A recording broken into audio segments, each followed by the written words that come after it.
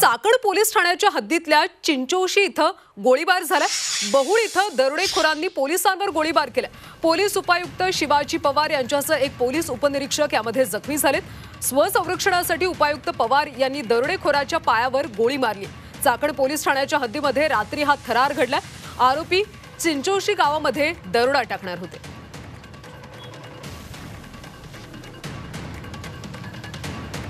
पुणे जिल्ह्याच्या खेड तालुक्यातील चिंचोशी येथे मध्यरात्री पोलीस आणि दरोडेखोरांमध्ये चकमक झालेली आहे आणि या चकमकीत खरं तर गोळीबार सुद्धा झालेला आहे। मी सध्या त्याच परिसरात आलेलो आहे। आपण या ठिकाणी जर पाहिलं तर याच परिसरात पोलीस आणि दरोडेखोरांमध्ये चकमक झालेली आहे।